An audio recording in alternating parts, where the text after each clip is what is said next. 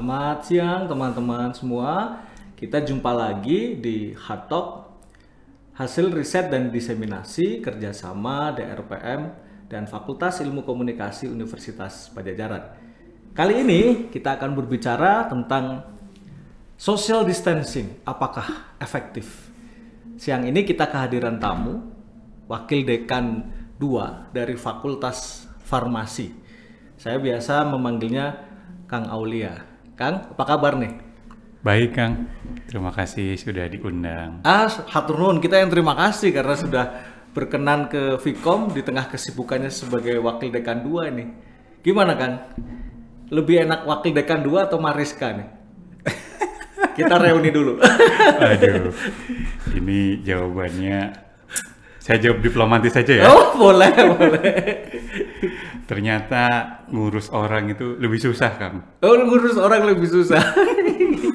Iya, karena memang bidang kewadek-duaan itu SDM ya, Betul. sumber daya manusia. Iya. Kang, kami itu tertarik dengan hasil riset Kang Aul ya, yang membahas tentang social distancing. Nah, apakah itu memang efektif Kang untuk ya apakah mengurangi, apakah meminimalisir terjadinya penularan COVID-19 yang lebih buruk di masa pandemi ini? Ya, mungkin saya jawabnya sedikit tarik ke belakang dulu ya Kang ya. Jadi Kang. kalau misalnya sekarang kita sedang menghadapi situasi yang disebut pandemi, ini kan bukan pandemi yang pertama ya. Jadi beberapa puluh tahun ke belakang, dari tahun 80-an ini kita sudah pernah menghadapi beberapa pandemi. Ya. Ada pandemi HIV, ada pandemi swine flu, ada SARS, dan lain sebagainya. Jadi ini bukan pandemi yang pertama. Dan biasanya ini kalau upaya untuk memitigasi pandemi, secara garis besar ini ada 3. Jadi yang pertama ini, kalau kita lihat dari pandemi-pandemi yang sebelumnya ya, yang pertama ini upaya untuk mengurangi interaksi antara orang yang sudah terinfeksi dan yang belum. Mengurangi interaksi antara orang yang sudah terinfeksi dan yang belum terinfeksi. Caranya gimana itu Kang untuk mengurai begitu?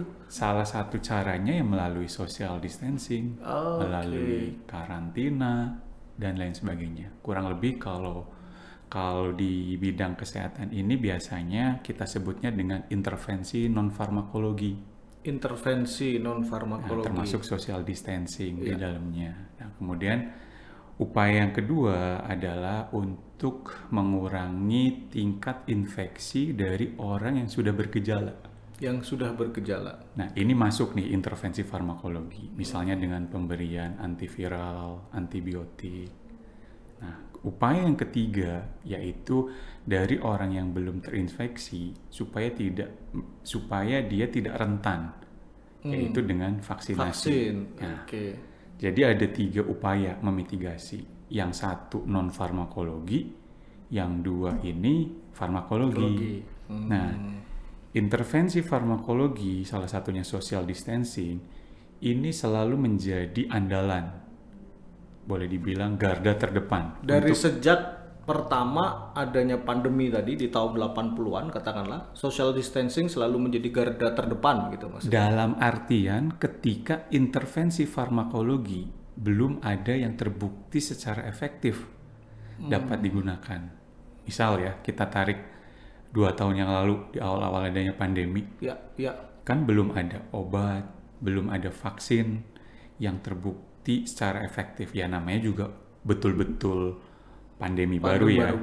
Meskipun virusnya sebetulnya bukan virus yang baru.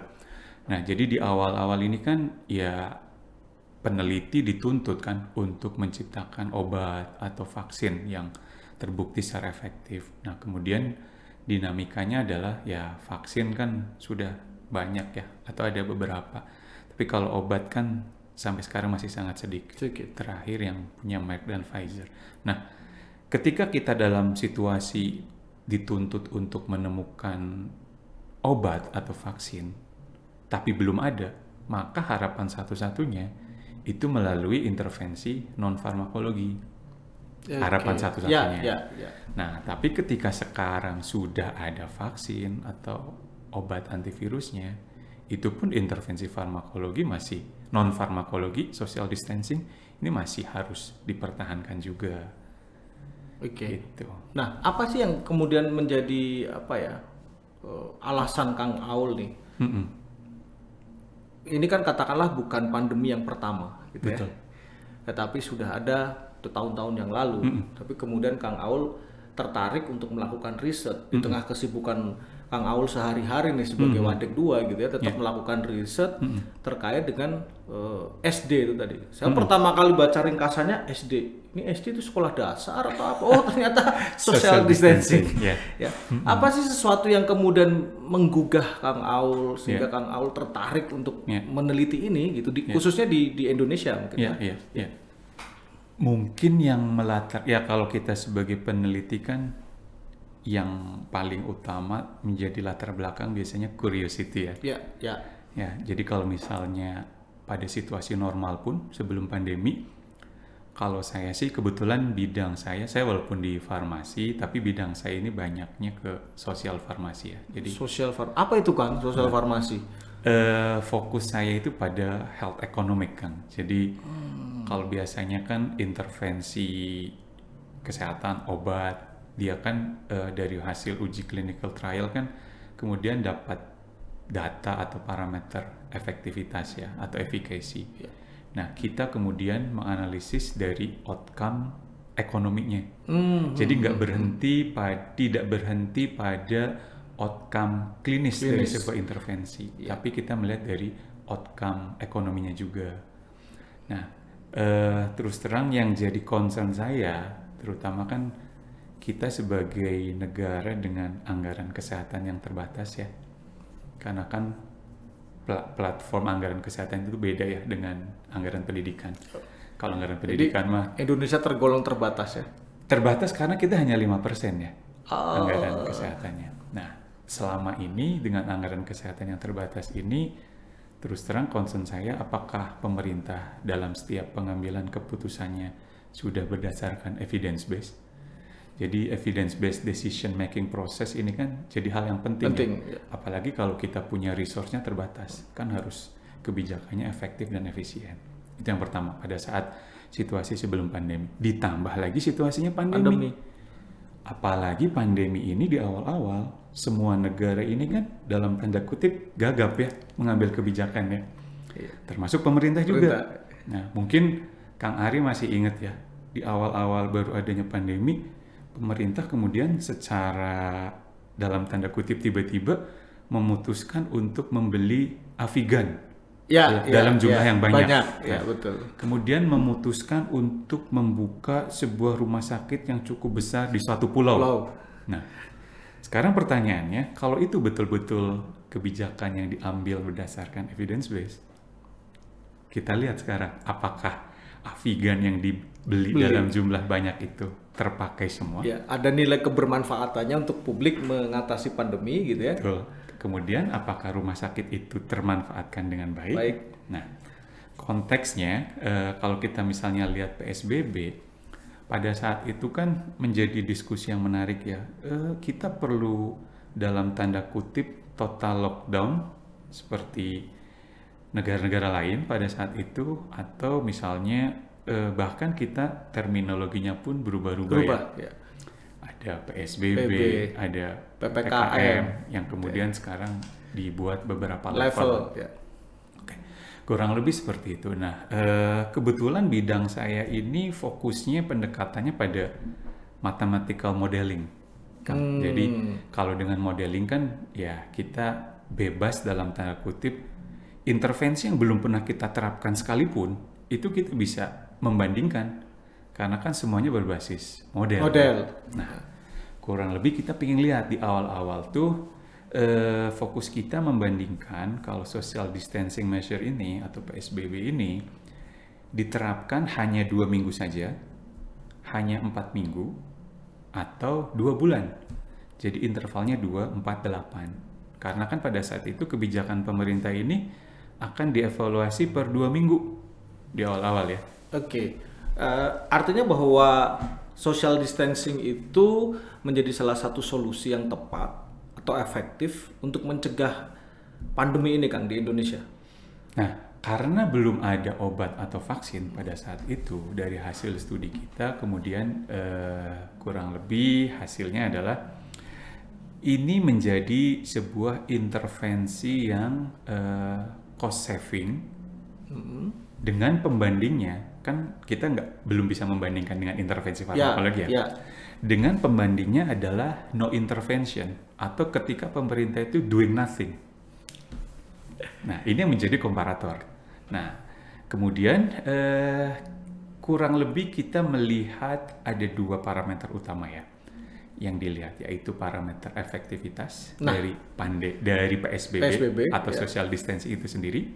Yang kita melihatnya adalah jumlah kasus infeksi yang dapat dicegah, jumlah kasus rawat inap yang dapat dicegah, dan jumlah kasus kematian yang dapat dicegah. Ada data nggak Kang yang spesifik gitu ya, bahwa ada perbedaan yang sangat nyata antara jika kita tidak menggunakan atau mengimplementasikan social distancing dengan kita mengimplementasikan social distancing. Apakah ada disparitas yang cukup tajam antara keduanya, atau bagaimana nih Kang temuan hasil risetnya? Nah, yang pertama, kalau misalnya pemerintah tidak melakukan intervensi apapun, jadi dibiarkan saja, nanti juga dengan sendirinya akan berakhir. Itu hitungan kita, jumlah kasus meninggal totalnya ini akan cukup besar, lebih dari 10 juta. Jumlah kasus meninggal lebih dari 10 juta. Kalau pemerintah tidak melakukan intervensi apapun. Kalau dalam waktu, kan ada time horizon analisisnya ya, itu sekitar 1 tahun lah kalau pemerintah nggak melakukan apapun. Nah, kalau misalnya kemudian melakukan intervensi tadi ya, 2 bulan, 4 bulan, 8 bulan, kurang lebih ini bisa menurunkan jumlah kasus. Tetapi ada catatannya Kang. Oke, apa itu Kang? Catatannya adalah intervensi non-farmakologi atau social distancing measures ini akan menjadi intervensi yang efektif untuk memitigasi pandemi COVID-19 dan juga belajar dari kasus-kasus pandemi sebelumnya jika partisipasi dari masyarakat itu tinggi. Jadi ada threshold yang kemudian kita tentukan bahwa minimal partisipasi masyarakat yang dibutuhkan itu adalah 50%. 50% dari populasi. Betul. Dari tingkat kepatuhan dan juga dari populasi. Yang patuh itu minimal 50%. Kalau kita ingin menyimpulkan ya ini PSBB bisa efektif. Nah, ini menarik nih Kang. Tadi saya juga mau mengarah tentang partisipasi. Bagaimana tingkat partisipasi dari masyarakat di Indonesia terkait dengan social distancing itu sendiri? Oke, ini sangat menarik ya melihat kondisi di kita. Mungkin sebelum masuk ke sana, ilustrasinya adalah seperti ini Kang. Kalau tadi parameter efektivitas menurunkan jumlah kasus, ya itu sepakat ya, tapi dengan catatan 50%. Nah, kemudian kalau misalnya kita lihat biaya sebagai konsekuensi adanya sebuah intervensi dalam hal ini PSBB, kan kita mengukurnya dalam beberapa sudut pandang ya. Ada beberapa komponen yang kita hitung. Yang pertama adalah tentunya jumlah biaya pengobatan. Jumlah biaya pengobatan. Jadi kan tadi kita membandingkan kalau misalnya pemerintah nggak ngapa-ngapain, jumlah kasusnya kan sangat banyak ya. Jumlah biaya pengobatan tinggi. Nah, kalau misalnya ada PSBB, jumlah kasus turun. Tapi kan tetap pemerintah harus menanggung biaya pengobatan dan lain sebagainya. Nah, kalau kita berdasarkan regulasi, itu kan ditanggung oleh pemerintah. Betul. Ditanggung oleh pemerintah. Nah, tetapi hasil temuan kita bahwa kalau kita misalnya melihat dari sudut pandang masyarakat, secara umum ya, berarti nggak hanya biaya pengobatan saja. PSBB ini menyebabkan productivity loss, hilangnya produktivitas ya. Di kita ini kan majority masyarakat bekerja di sektor informal, yang mengandalkan penghasilannya ya dari apa yang dia peroleh tiap hari, apa yang dia kerjakan, Gak banyak masyarakat yang kayak kita kan tiap bulan dapat gaji pasti gitu ya. Di kita itu kondisinya banyaknya di sektor informal, jadi mereka akan hilang produktivitas. Hilang produktivitas karena apa? Karena ada PSBB. Hilang produktivitas karena apa? Karena dia kena COVID. Harus dirawat di rumah sakit atau bahkan sampai meninggal, dia kan akan hilang produktivitas. Oke, jadi faktor-faktor tadi, katakanlah mungkin masih banyak faktor lagi yang melatar belakanginya, tapi faktor-faktor tadi yang sudah diungkapkan itu sangat berpengaruh terhadap tingkat keberhasilan social distancing tadi, Kang ya. Nah, yang menjadi menarik, kalau misalnya social distancing ini diberlakukan dalam jangka waktu yang lebih lama, ya, ini beban bagi masyarakat, ini akan menjadi lebih besar. Nah, dari total tadi ya biaya pengobatan yang ditanggung pemerintah, ini hanya menyumbang 2% dari total pandemic cost. Sementara beban besar lainnya itu menjadi responsibility masing-masing orang. Terutama tadi ya faktor ekonomi gitu. Betul. Ya, keberlangsungan hidup, hilangnya produktivitas. Ya. Bahkan kalau misalnya kita juga ngitung nih, ada penutupan sekolah ya, penutupan kampus juga. Nah, yang menjadi concern ternyata kalau sekolah ditutup, minimal satu orang tua itu akan hilang produktivitas, Kang. Karena kan harus menemani anaknya sekolah ya. Bener banget. Nah, hal-hal ini yang tidak ditanggung oleh pemerintah, tetapi menjadi beban masing-masing orang atau masing-masing keluarga. Jadi ketika PSBB atau social distancing semakin lama, betul itu efektif. Tetapi beban orang akan menjadi lebih besar. Jadi social distancing katakanlah bisa membuat kita jauh lebih sehat dalam konteks kita berhasil memerangi pandemi, tetapi di sisi lain ada variabel-variabel yang lain yang kemudian katakanlah dikorbankan gitu ya. Tadi ya seperti productivity, kemudian ya yang lainnya gitu ya.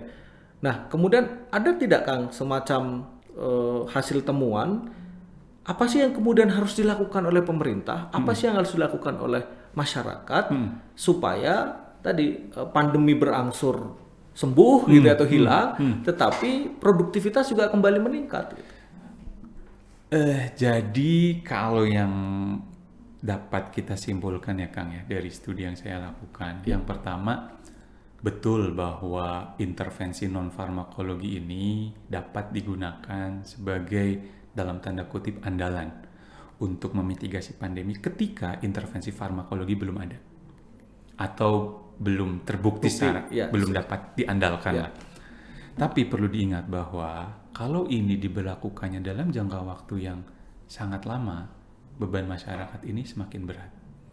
Nah, jadi kalau boleh saya simpulkan, kan kalau kita untuk upaya penanganan pandemi ini kan ada dua ya, dari segi kesehatannya dan dari segi ekonominya. Nah, kalau saya orang yang menganut pada paham dua-duanya harus berimbang. Dua-duanya harus berimbang. Tidak sehat dulu, baru kemudian ekonominya akan dibenahi, kan? Kalau saya paham pada orang yang menganut paham bahwa kalau upaya penanganan sebuah krisis, pandemi ini kan salah satu bentuk krisis ya. Ini kan multidisiplin pendekatan ya. Meskipun saya dari rumpun kesehatan, saya melihat bahwa ya kita harus melihat aspek yang lain juga. Karena contohnya tadi, PSBB efektif, tapi kalau berlangsung dalam jangka waktu yang lama, ekonomi juga berdarah-darah. Yang bisa dilakukan pemerintah adalah mengakselerasi supaya intervensi farmakologi ini kita bisa segera akses. Dalam hal ini, konkretnya kan? Konkretnya adalah vaksin dan obat-obatan ya. Dalam hal ini saya mengapresiasi langkah pemerintah mempercepat upaya vaksinasi. Ya. Pemerintah bisa menjamin bahwa akan bisa mendatangkan vaksin dalam jumlah waktu yang cukup besar, itu harus kita apresiasi. Sebagai masyarakat, peranan kita apa? Ya mau dong untuk divaksin. Vaksinnya udah ada, kita harus mau untuk divaksin. Kalau kita melihat ada lingkungan sekitar kita yang nggak mau divaksin, ya ajak mereka. Pemerintah udah melakukan tugasnya, mendatangkan vaksin dalam jumlah yang cukup besar. Nah, kalau misalnya masalah obat-obatan dan lain sebagainya, sebetulnya ini kita bisa menggunakan momentum ini dalam tanda kutip untuk melakukan reformasi di sektor kesehatan, khususnya di bidang farmasi, Kang. Saya sepakat nih, Kang, bahwa ketika krisis terjadi, justru itu menjadi sebuah turning point bagaimana sebuah lembaga, institusi untuk bisa meraih kepercayaan publik. Ya. Betul. Nah, dalam hal ini, mungkin Kang Ari dan teman-teman semua bisa ngelihat ya, kenapa sih vaksinnya kok nggak vaksin buatan Indonesia? Kenapa sih negara lain kok bisa memproduksi vaksin dalam jangka waktu yang cukup lebih cepat gitu ya? kita sampai sekarang masih segini-gini aja. Atau kemudian kalau mau ditarik lebih besar, kok yang obat juga sama ya? Kok misalnya selama ini kita banyak mengandalkan impor ya, untuk produk farmasi ya, obat dan vaksinnya. Kok selama ini kita masih fokusnya pada isunya kemandirian, dari dulu kemana aja? Nah, menarik ini kalau kita bahas dari aspek itu nih Kang. Bisa lebih panjang lagi kita diskusinya nih. Iya. Karena kalau misalnya kita melihat sekarang ya, kalau misal dalam artian kita bisa memproduksi vaksin sendiri lebih cepat, memproduksi obat untuk COVID lebih cepat, intervensi non-farmakologi ini tidak harus menanggung beban yang berat. Ya, karena dia berbagi peran dengan intervensi farmakologi. Oke, pertanyaan terakhir nih Kang dari saya. Jadi social distancing lanjut atau tidak? Oke, ini kita kemudian sebelum kemudian pemerintah akhirnya memberlakukan yang dibuat dengan berbagai macam level ya. Ini sekitar 6 bulan yang lalu kita sudah keidean Kang. Ini harusnya dibuat beberapa level. Karena tadi ya, paham kita itu harusnya ekonomi dan kesehatan ini seimbang. Kalau untuk daerah yang dalam tanda kutip dia sudah menekan laju infeksi, harusnya perekonomian dilonggarkan. Nah, ini akhirnya membuat kita penasaran melakukan studi lanjutan. Kalau dibuat dengan beberapa leveling, kemudian ditetapkan setahun sekalian, itu akan seperti apa? Daripada misalnya harus dibuat tiap 2 bulan, 2 minggu ya. Tapi kita buat setahun, tapi levelnya kita buat fleksibel sesuai dengan kondisi. Ternyata itu adalah skenario yang terbaik. Jadi dibuat fleksibel. Kalau memang di suatu daerah dia sudah bisa menekan, ya diturunkan. Perekonomian bisa berjalan dengan lebih optimal. Jadi dari hasil studi kita kurang lebih menyimpulkan PSBB meskipun vaksinasi sudah ada, itu tetap harus dilakukan. Tapi ya dengan beberapa tadi leveling ya, dan lebih fleksibel disesuaikan dengan kondisi ya. Betul. Jadi kalau misalnya boleh disimpulkan, apakah kita sebetulnya dari awal sebaiknya menerapkan total lockdown atau misalnya dibuat dengan leveling? Dari hasil studi kita ternyata dengan dibuat leveling ini jauh lebih apa ya? Dari aspek pembiayaan ini lebih baik bagi kita. Oke. Baik, Kang Aul, terima kasih nih atas bincang-bincangnya pada siang hari ini. Sama-sama. Teman-teman, tadi kita sama-sama telah mendengarkan bagaimana apakah social distancing ini efektif atau tidak. Ternyata diperlukan upaya kolaborasi dari berbagai pihak, baik pemerintah ataupun kita, masyarakat, dan juga akademisi untuk bisa menyukseskan bersama social distancing sebagai salah satu solusi untuk mencegah pandemi yang semakin besar. Tetapi juga tidak lupa bahwa kita juga harus memperhatikan unsur ekonomi, salah satunya adalah produktivitas, supaya keberlangsungan hidup tetap terjaga dan perputaran ekonomi juga tetap terjaga. Oleh karena itu, mari kita berpartisipasi bersama-sama untuk bisa menanggulangi pandemi di Indonesia. Sampai jumpa di Hard Talk seri selanjutnya. Kita akan berdiskusi dengan varian tema riset populer yang ada di Universitas Padjadjaran. Oke, terima kasih Kang Sama-sama. Aul. Mudah-mudahan diskusi kita hari ini bisa memberikan nilai manfaat untuk